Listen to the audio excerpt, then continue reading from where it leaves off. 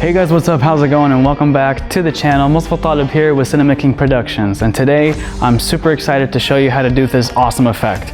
Your foreground being in real time, and the background, it's in a time lapse. Check it out.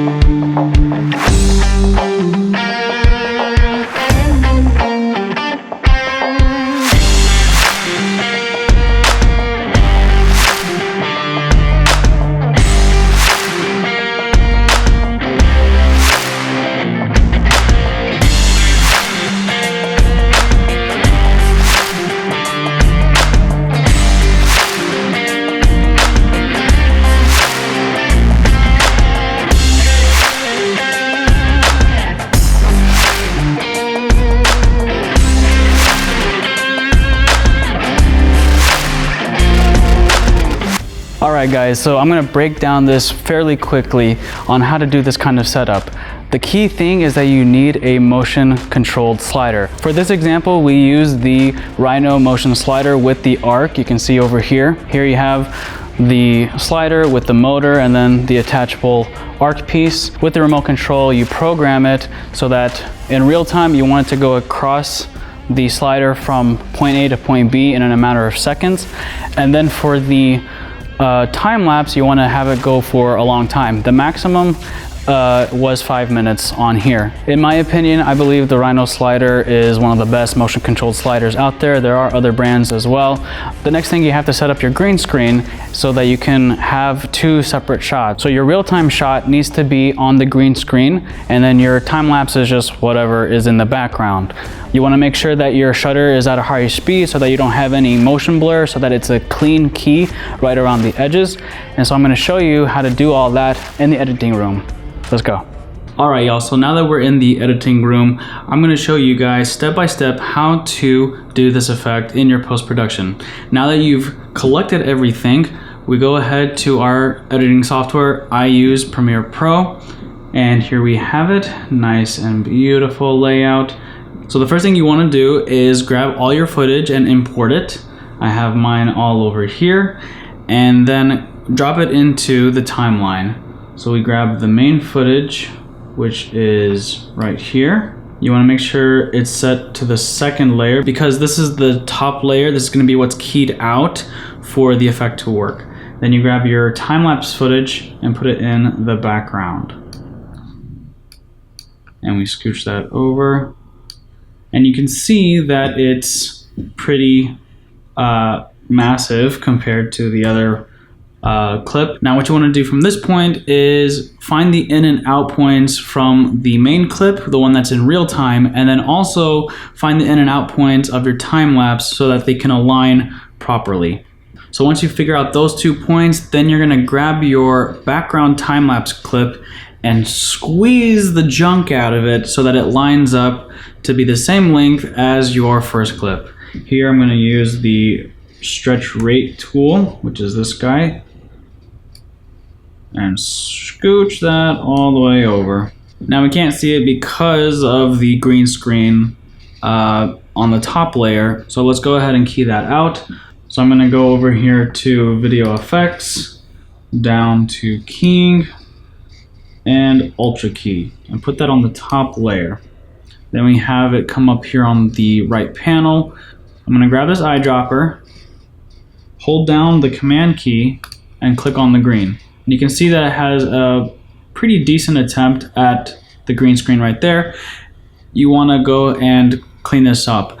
Now typically whenever I do green screening, I pull it into After Effects, but because this is a very complicated shot and my computer is not exactly the best of specs, I'm going to keep everything here in Premiere. So let's go ahead and tweak it some more. We're going to go down to the setting and do aggressive. And we can see that it does a really good job keying that out.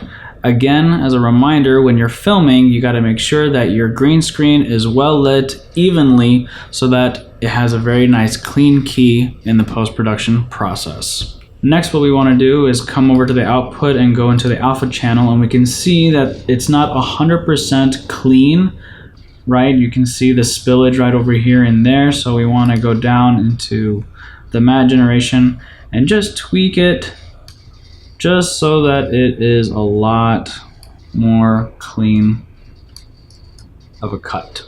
That's good. Go back into composite. It's a nice clean cut, we can see that. Now we can see another problem.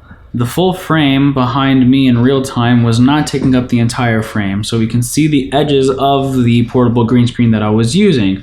So to do that, we're gonna put a garbage mask around the foreground clip. And to do that, we're gonna go into the opacity and click this pen tool and create a mask that goes around your subject and close it off. Then everything goes away. Automatically we can see a problem. The mask cuts through, right, the foreground. So what we're gonna do is animate it. I'm gonna save you the trouble of seeing all that. And here we go.